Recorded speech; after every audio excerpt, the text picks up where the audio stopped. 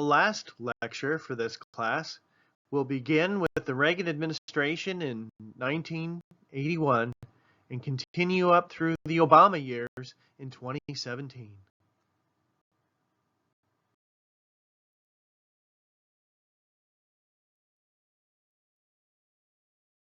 This presentation will investigate the highlights of several recent presidential administrations.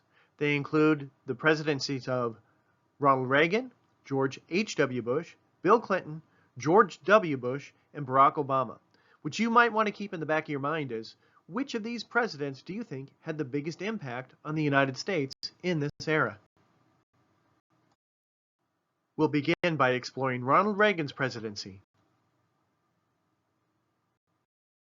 Ronald Reagan dominated the political scene in the decade of the 1980s.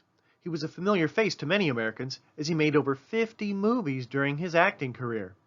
He started his political career late, but served 2 terms as the governor of California and demonstrated he was a political force with his ability to connect with average voters.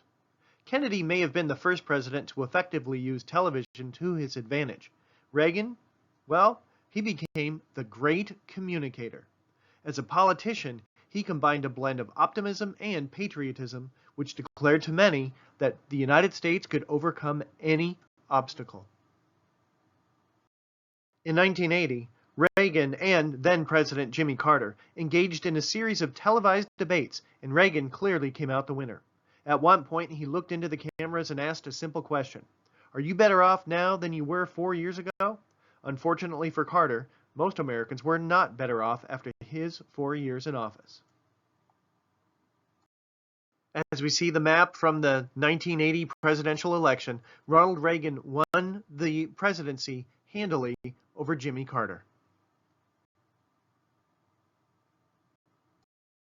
Not too long after he took the oath of office, Ronald Reagan was actually shot. He delivered a speech to a union group, and then as he stepped outside the building, shots rang out, and John Hinckley Jr. shot Ronald Reagan as well as 2 other individuals. Reagan nearly died in this assassination attempt. An emergency surgery saved the president, and he ended up spending nearly 2 weeks in the hospital recovering. However, the nation rallied in support of the president after he was able to return to the White House and return to work. Once Reagan won the presidency, he was able to implement his vision for the United States. While critics like to point out Reagan's weaknesses when it came to specifics, the overall vision he had for the nation was always very clear. His set of policies came to be known as Reaganomics. First, he called for a smaller government that would bring this about by cutting taxes and spending. He argued communism was wrong and had to be fought. He demonstrated he was an ardent Cold Warrior.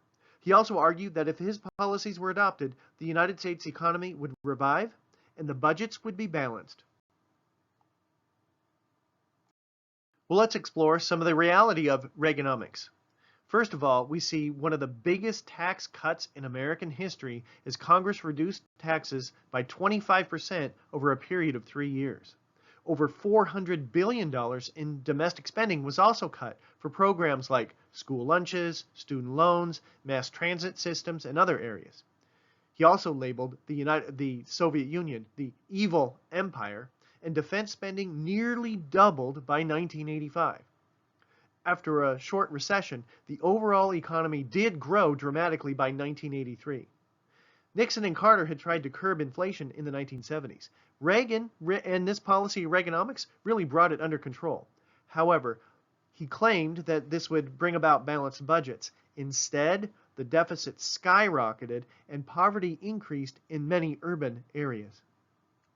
We see a growing gap between the rich and the poor during these years. So how should we evaluate the legacy of Ronald Reagan? Well, one of the things that Democrats like to point to and Republicans like to ignore would be the huge national debt.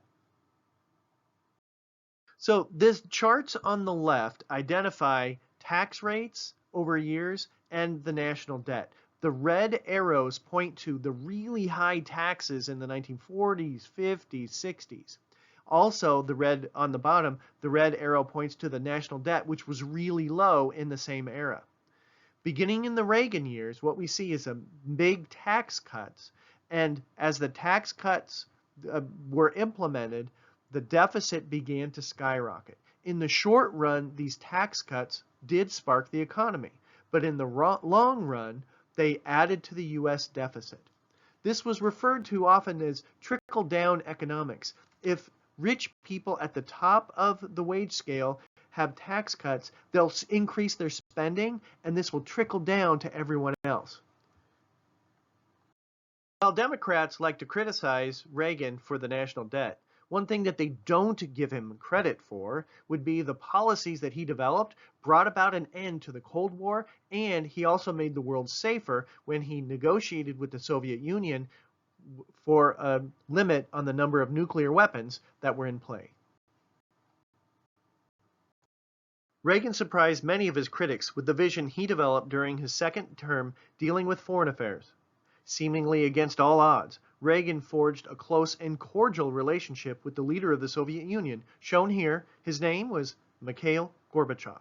The two men met on several occasions, which led to an easing of tension in the Cold War, and what came to be known as the INF Treaty. The Intermediate Nuclear Forces Treaty between the United States and the Soviet Union was signed in 1988 and was a tangible demonstration of the thaw in the Cold War. First, it involved about 2,500 American and Soviet nuclear missiles, which were removed from Europe. The weapons were then destroyed. Reagan had come a long way from his characterization of the Soviet Union as the evil empire. I'll talk more about this in just a little bit, but you know that massive government spending and defense spending that the Reagan administration undertook during his presidency? Well, that put pressure on the Soviet Union to do the same thing, and eventually the Soviets' economy imploded, and that brought an end to the Cold War. And here we see a famous photo of someone breaking or tearing down the Berlin Wall. Reagan's image was damaged when news of the Iran-Contra affair became public in 1987. In a series of televised hearings, Americans learned that Reagan officials had shipped weapons to Iran. They did so in an attempt to obtain the release of hostages held in Lebanon. For a president who vowed not to negotiate with terrorists, this was a damaging blow. Furthermore, it was discovered that money from this arms sale was diverted illegally to fund the Contras that were fighting in Nicaragua. The subsequent investigation criticized Reagan's management style. However, more blame was placed on his aides than on the president himself. Reagan continued to remain popular among the American people, prompting critics to label him the Teflon president, as criticism just didn't stick to him. Overall, President Reagan's legacy was mixed. Democrats don't give him enough credit, and Republicans probably should criticize him a little bit more. But the bottom line was that he helped Americans feel good about themselves again. Remember in the 1970s, there was this kind of trend where Americans were thinking they were a second-rate world power? Well, Reagan demonstrated the United States was not, and he remained a very popular figure even after he left the White House. We'll now explore 4 additional presidents, beginning with George H.W. Bush. In the fall of 1988, George H.W. Bush, Ronald Reagan's vice president, was elected to the White House. In doing so, he became the first sitting vice president to be elected to the presidency since Martin Van Buren in 1836. Less than 1 year after having become president, Bush oversaw the end of the Cold War. Probably the most important symbolic event signaling the end of the Cold War came in the fall of 1989. I know I showed this before, but I think it is important to show it again, because the Berlin Wall was first erected in 1961, and it was a literal, concrete reminder of the division between communist and democratic governments in Europe. In November of 1989, citizens like this man on the left began to tear it down. The following year, the demolition was complete. I know I also showed this one earlier, but I want to emphasize the text in white and in bold. Yes, the deficits increased as a result of the increased defense spending undertaken by the Reagan administration. However, the Soviets couldn't keep up with this, and it was one of the factors that led to the end of the Cold War. Additional factors impacted events during the Bush administration. Russian control over satellite nations in Eastern Europe also faded as the Soviet economy faced crisis. By the time Gorbachev resigned in late 1991, most of the Soviet republics had declared their independence. This impacted the U.S. military. The Defense Secretary, Dick Cheney, proposed a 25% decrease in U.S. military forces. The confrontation, which had dominated American foreign policy and society in the years after World War II, had finally come to an end, with the United States victorious. In August of 1990, Bush faced an unexpected crisis in the Middle East when Iraq, led by Saddam Hussein, invaded the neighboring nation of Kuwait. Bush sought to remove Iraq from Kuwait and worked slowly within the United Nations to develop a large coalition of countries to help. After trying economic sanctions, Bush asked for authority to use force. In a very close vote, Congress granted Bush this power in January of 1991. The United States began with heavy bombing raids in mid-January. By February, 200,000 ground forces were deployed in what came to be known as Operation Desert Storm. The Iraqi resistance was crushed, and Bush declared a ceasefire soon thereafter. This image shows American soldiers in Iraq. While U.S. troops forced the Iraqis out of Kuwait, Saddam Hussein still remained in power. At home in the United States, there was some opposition to the war, but following the short ground war, President Bush enjoyed nearly unprecedented approval ratings that hit an amazing 88%. It appeared as if he would be unbeatable as he stood for re-election in 1992. Next, we'll explore the election of 1992 and the Clinton administration. Bush may have appeared unbeatable following the Iraq War, but the U.S. economy was in a recession later in the year. Economic troubles plagued his administration thereafter. Democrats chose Bill Clinton, a governor from Arkansas, to run in 1992. He blamed Bush for the economic woes and the problems facing the middle class. We also saw the emergence of a third-party candidate, Texas billionaire Ross Perot. On the right, we see the three candidates in one of their televised debates. In the end, Clinton won with 43% of the popular vote. However, it's important to note that Ross Perot won 19% of the popular vote, which is more than any third-party candidate had won since the 19-teens. While Clinton didn't win over half of the popular vote, he did win 370 electoral votes. Clinton's presidency got off to a rocky start. A controversy erupted when he attempted to fulfill a campaign pledge allowing for homosexuals in the military. For decades, homosexuals had to remain in the closet, so to speak, if they wanted to serve in the military. He eventually supported a compromise of don't ask, don't tell, which allowed him to save face, but he lost a great deal of political capital during this controversy. Clinton also appointed his wife, Hillary, to head a task force investigating healthcare reform. When their report, which called for universal coverage, was published, it went nowhere as several interest groups strongly opposed the plan. One area where Clinton did see a measure of success in the long run was with the economy and the federal budget. The first budget he submitted to Congress was directed toward lowering the deficit in the near future. In later years, he fought over the budget with a Republican-controlled Congress and leaders like the House Speaker, Newt Gingrich. On more than one occasion, the government would shut down, but Clinton emerged from the budget wars as a victor. Later in the decade, Clinton would take credit for not only balanced budgets, but budget surpluses. On the left, we see the celebration surrounding Clinton's balanced budget bill from 1997.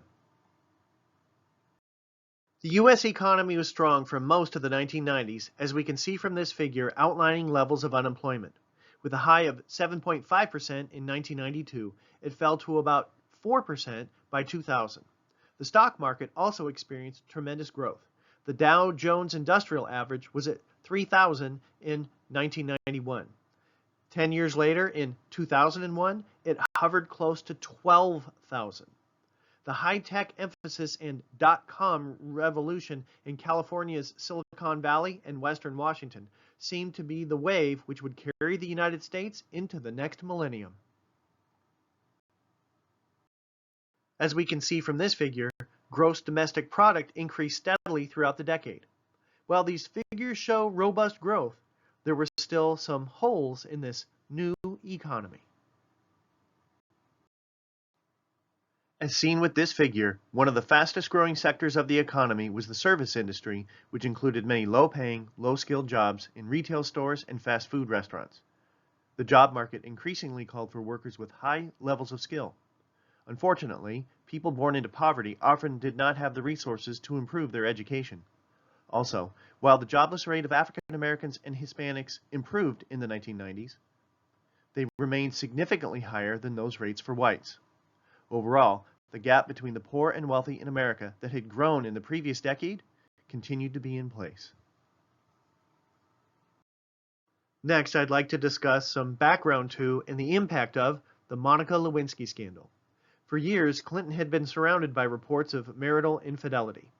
Well, after he assumed the presidency, Clinton was accused of sexual harassment by Paula Jones.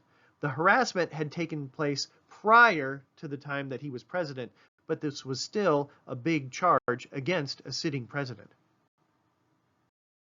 During the investigation into the charges brought by Paula Jones, it was learned that the president had carried on an affair with a 21-year-old White House intern named Monica Lewinsky. Clinton was subpoenaed. He denied any charges under oath and in public. Only later did he admit to what he called an inappropriate relationship with Lewinsky. In the fall of 1998, Bill Clinton became only the second president in American history to be impeached by the House of Representatives. He faced two charges: perjury and obstruction of justice. Do you remember this slide from the beginning of the semester? Andrew Johnson was the first president ever to be impeached. An impeachment means that someone brings official charges against someone, and that power is held by the House of Representatives. If the president's been impeached, then the president stands trial. At the end of that trial, the Senate acts as a jury, and in order to remove the president from office, you need a 2/3 majority vote. Clinton's trial took place in February of 1999, after which the Senate voted.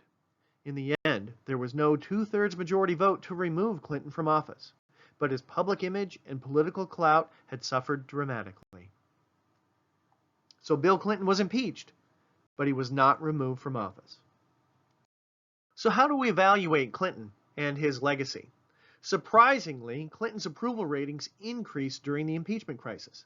The public didn't condone his behavior, but they saw his impeachment as a political attack on what was largely a private, personal matter.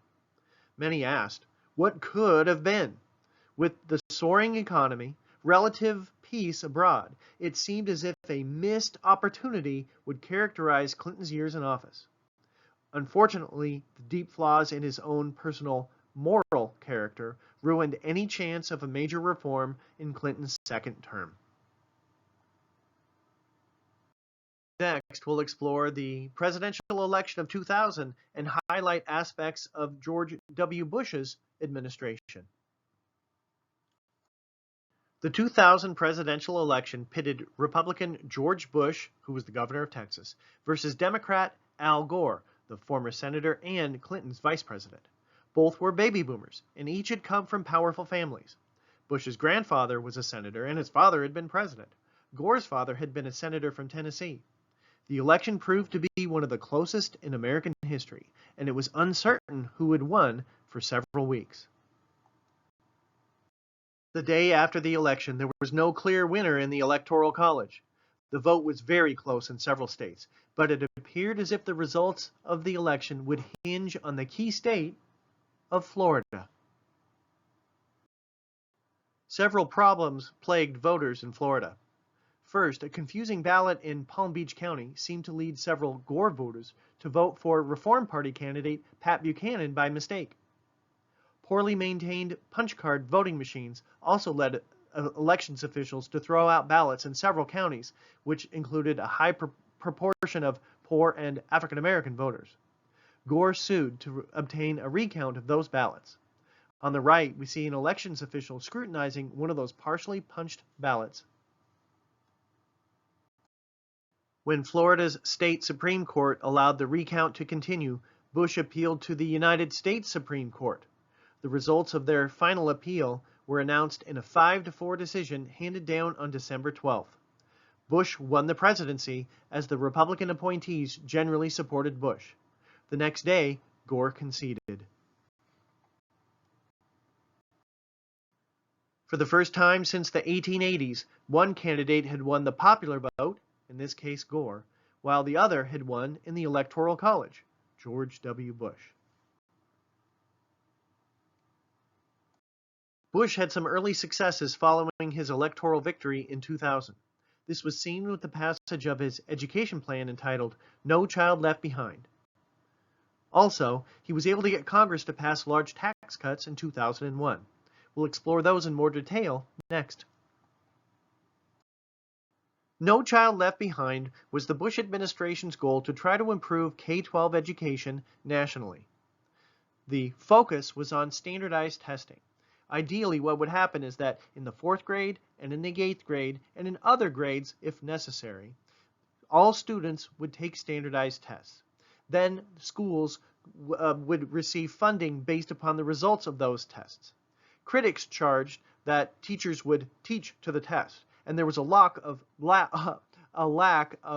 local control with these federal funds being tied to those test results. Regardless, this legislation had bipartisan support from both Democrats and Republicans, but it has had mixed results over time. President Bush continued the Reagan-era policy of promoting tax cuts. In 2001, President Bush signed into law a $1.35 billion tax cut that impacted rates for all Americans. However, the wealthiest income earners received the highest percentage of reduction. The goal was for these high wage earners to reinvest their savings back into the economy, which would spur growth. Additional cuts were passed by Congress and signed into law by Bush in 2003 and 2005. In many ways, this is referred to as trickle-down economics. While these tax cuts benefited the U.S. economy in the short run, there were large budget deficits that grew in the long run, and those budget surpluses of the 1990s were long gone. While President Bush was able to get No Child Left Behind and the tax cuts through Congress, the key event that would define his administration came with the attacks on the World Trade Center and Pentagon on September 11, 2001, and President Bush's responses to those attacks. Some argued that President Bush found his voice with the bullhorn as he visited Ground Zero in the days following the attacks. Within just days after 9/11, Congress granted Bush the authority to use, quote, all necessary and appropriate force to respond to those attacks. Later, Bush addressed Congress and blamed the attacks on the al-Qaeda terrorist network operating out of Afghanistan and headed by Osama bin Laden. On the left, we see President Bush with key members of his national defense team. This group worked together to draft responses to the terrorist attacks. There were a variety of responses undertaken by the White House. First, the Bush administration proposed, and Congress passed, the USA Patriot Act, which expanded the government's powers to monitor people's lives and fight terrorism. In October of 2001, the United States invaded Afghanistan in an attempt to uproot the Taliban regime, which had given refuge to al-Qaeda. Also, after initially opposing its creation, Bush bowed to pressure and created a new cabinet-level department called the Department of Homeland Security.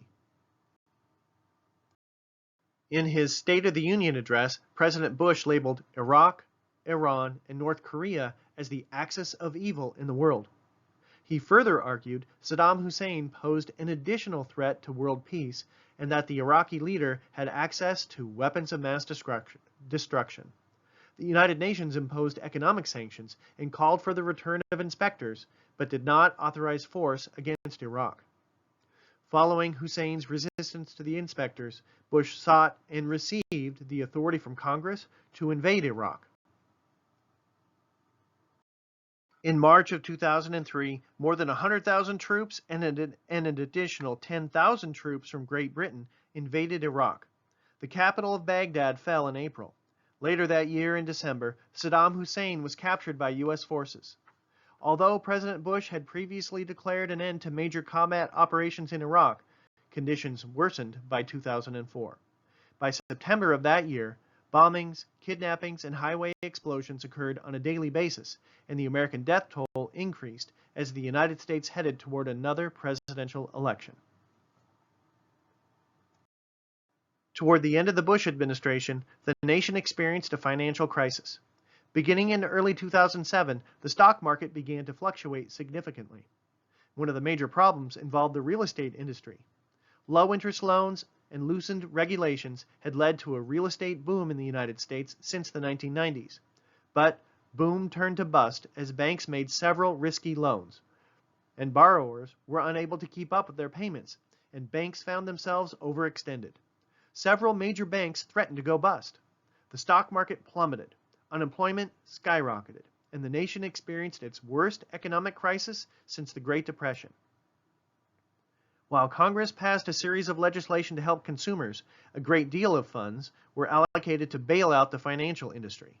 While this prevented the overall collapse of the U.S. economy, it left many frustrated. Next, we'll explore the presidency of Barack Obama. Barack Obama was born in Hawaii and worked as a community organizer and then an attorney in the Chicago area. He served in the Illinois State Legislature and then won a U.S. Senate seat in 2004. After serving 4 years in the U.S. Senate, Obama ran against another senator, John McCain. McCain was a veteran of the Vietnam War and had been a POW for over 5 years. After a long and bitter campaign, Obama emerged victorious and became the first African American to serve as President of the United States. I'd like to explore two important early issues during the Obama years: the Affordable Care Act, or Obamacare, and Dodd-Frank legislation. Obama's signature issue in his campaign called for a national health care plan. This had been discussed for decades, and Democratic candidates going back to Harry Truman had supported it. In 2010, the Affordable Care Act, or Obamacare, became law. The goal was to provide a national health care plan for all Americans and provide subsidies for low-income families. Two of the more popular provisions prohibited insurance companies from denying coverage to those with pre-existing conditions. It also allowed children whose parents had coverage to be on their parents' plans until they reached the age of 26. While this passed Congress and was popular among liberals, it was not without controversy. Critics charged that this was a government takeover of the healthcare and insurance industries. Also, to keep premiums lower, Americans were required to have health insurance, whether they were young and healthy or not. The Supreme Court struck down some of its requirements, like the insurance mandate, but has kept the ACA largely intact. Another piece of legislation passed was the Dodd-Frank Act, named for Senator Christopher Dodd and Congressman Barney Frank. This was designed to avoid another financial crisis. Supporters described it as the most sweeping overhaul of the U.S. financial system in decades. It established new regulations on financial institutions, such as the Volcker Rule, which placed limits on the ability of banks to make risky investments. It also established the Consumer Financial Protection Bureau. This new agency was designed to protect consumers and prevent excessive credit card fees. Again, this was a controversial piece of legislation concerning the new regulations, but it did pass Congress and become law in 2010. Well, we're just about done. I wanted to tie up some loose ends with the final slides. Several different presidential administrations have been discussed in this lecture. Each man who occupied the White House left his own mark on the nation. What you want to be able to do is to identify some of the key events of each administration and evaluate the actions of these individuals. Overall, which president do you believe had the largest impact on the United States in this era? Well, that's it for today. I hope you learned something new this lecture and this semester. All right, have a great day, everybody.